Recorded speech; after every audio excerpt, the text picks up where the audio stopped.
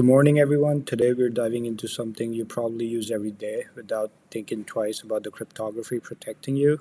We're Lakshay, Kabir, Satwik, and Vaheen, and we'll be exploring how Apple's Face ID and Google Drive uses advanced cryptographic techniques to keep your biometric and cloud files secure. So let's get started and right into it. So, what's our goal here? So, we want to analyze two very different security systems. Face ID protects your face, literally your identity on your device. Google Drive protects your documents in the cloud. Both use cryptography, but in completely different ways. By the end of this presentation, you'll understand not just that they're secure, but how they achieve their security and where their limitations lie. Let's set the stage before we dive deeper. Apple's Face ID uses biometric authentication, meaning it recognizes who you are, your face, rather than something you know like a password. It maps your face in 3D and turns that into encrypted data and keeps it securely stored on your iPhone, never sent to Apple. On the other hand, Google Drive protects data in the cloud. It encrypts your files before they travel across the internet, and they stay encrypted while stored on Google servers. So even though your data is stored remotely, it's not stored in plain sight. What connects these two systems is the cryptography working behind the scenes. Face ID and Google both rely on the same building blocks, which is hashing, which helps verify that data hasn't been tampered with, symmetric encryption like AES, which protects data efficiently, and public key cryptography, which lets two parties communicate securely without having to trust each beforehand. They're using the same core primitives, just applied in radically different ways, which we'll break down as we go. So here's what we're really asking. How do Face ID and Google Drive use modern cryptography to secure biometric data and cloud files? And what are the actual security guarantees versus the limitations? To answer that, we'll start by breaking down the core cryptographic primitives in a practical way. Things like hashing, AES, and public key cryptography, not just what they are, but how they're used to protect data. Then we'll look at how each company applies these building blocks differently. Apple relies on the secure enclave, which keeps biometric data isolated between the device. Google depends on a layered key hierarchy meant to protect large amounts of data. Finally, we'll evaluate both systems, what threats they defend against, what assumptions they rely on, and most importantly, where the real limitations are.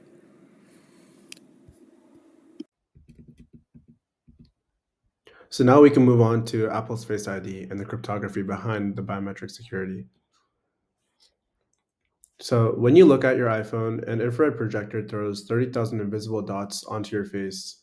This infrared camera captures the pattern and creates a detailed depth map, which isn't really a photo, but it's more of a model of your facial geometry and your schematics.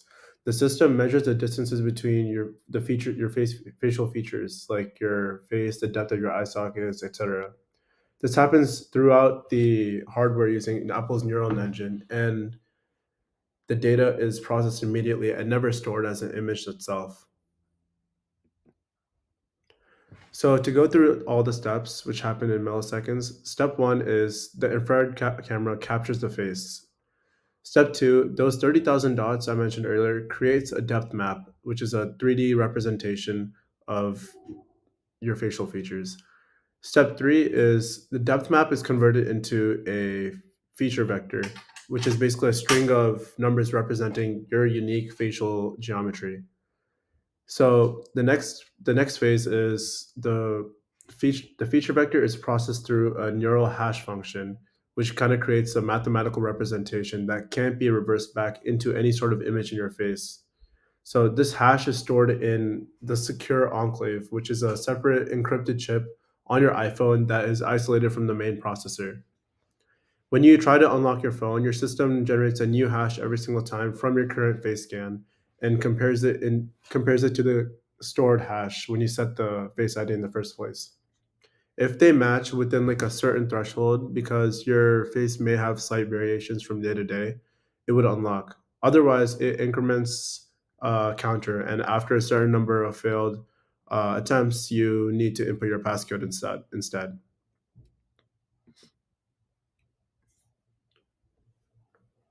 So what does Face ID essentially protect against? It protects against someone who is trying to steal your phone and tries is trying random faces to unlock it.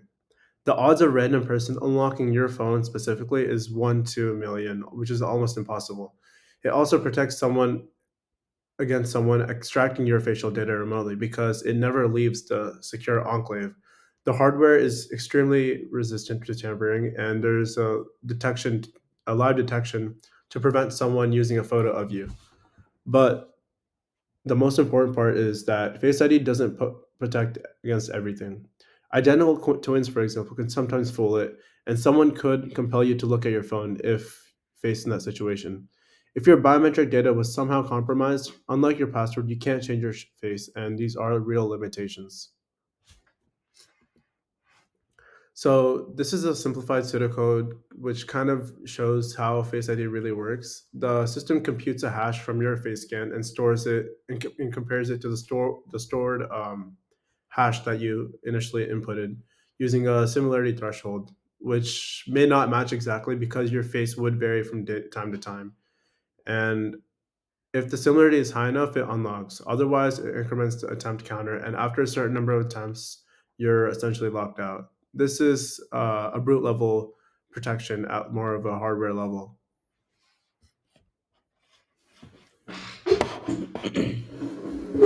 Should we just cut it? Wait, just we'll just download this. Let's move on to Google Drive, the cryptography behind cloud storage. So this means that when your data is leaving your device and sitting on Google servers, Google uses a defense in-depth approach where you upload a file and it's encrypted in transit. It uses TLS 1.3, which is the same protocol that protects your banking website. And then when it reaches Google servers, it's encrypted at rest using AES 128 or AES 256. It could be they could use both AES 128 or 256, and so your data will be encrypted while traveling and while sitting on the server. And Google uses sophisticated structure using key hierarchy, and that is when we use the bottom of at the bottom your actual file is split into chunks, and each chunk is encrypted with a file data key, which is FDK. And so Google doesn't just store that FDK in plain text. Instead, the FDK itself is encrypted using a encryption key. This is the KE key over here in the middle, and this adds a layer of indirection. But where is that KE key stored? And it's stored in the root key, which is managed in Google's key management system, which uses hardware security modules. And this is called the envelope encryption. And here's why it matters. If Google needs to rotate keys for security reasons, they don't have to re-encrypt every single file. They just have to re-encrypt just the keys themselves. This hierarchy means even if someone steals a hard drive from Google's data center, they can't decrypt your file without access to the KMS and the root keys stored in hardware. So what does Google Drive's encryption protect against? It protects against network interception. Someone snooping on your Wi-Fi can't read your files because of TLS, or it also protects against physical disk theft from data centers.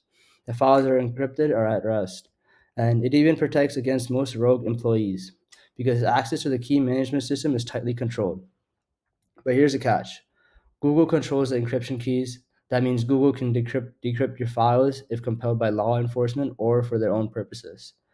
And if you need to true zero knowledge storage where even Google can't read your files, you need to use client side encryption, which Google Drive does not provide itself. So let's talk about the ethical implications. Biometric permanence is a real concern. If your facial data is compromised in a breach, you can't just change your face like that. You like you can change your password. That's permanent risk. There's also AI bias. Early versions of facial recognition systems, including Face ID, had higher false rejection rates for people with darker skin tones. This isn't just inconvenient, it's also discriminatory. Apple has improved this, but it highlights how cryptographic security isn't just about math. It's about fairness and equity and how these systems perform across different populations. And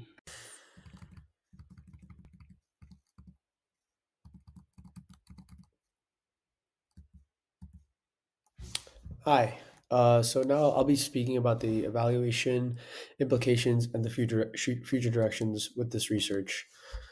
Some of the Face ID strengths are that it's incredibly fast, convenient, and the secure enclave provides hardware level security that's extremely difficult to breach. The biometric data never leaves your device, which is a huge privacy win. Some of the limitations, however, include biometric performance, potential bias, and identical twins remain a problem. For Google Drive strengths, it has a strong encryption both in transit and at rest, sophisticated key management with their hierarchy, and it has a large scale where billions of files are protected. Some of the limitations with the Google Drive is that Google holds the keys, which means that they can access your data. There's also the trust factor because you're trusting Google's security practices and their response to legal requests. Looking ahead, there are a lot of exciting developments with this technology. On device learning means Face ID could adapt to your face, changing over time. So, this means aging, growing a beard, and it can do that without sending data to Apple servers. So, this improves both security and privacy. And homomorphic encryption is a hot topic as well because it allows computation on encrypted data without decrypting it first. Um, However, we should consider the fact that fully homomorphic encryption is still too slow for something like Google Drive. So we're talking like 100 to 1,000 times slower than normal operations. So partial homomorphic encryption for specific tasks is a lot more realistic. Zero knowledge storage is where the user controls the encryption keys entirely. Even the service provider can't access your files. So this is maximum privacy. However, there is a trade-off. If you lose your password, um, like recovery and features like server-side search become impossible. Here's like the fundamental tension between these two: security versus usability. Face ID is secure and convenient, and that is very rare. And Google Drive provides a strong security while allowing seamless sharing and collaboration. The challenge for cryptographers and engineers is maintaining this balance.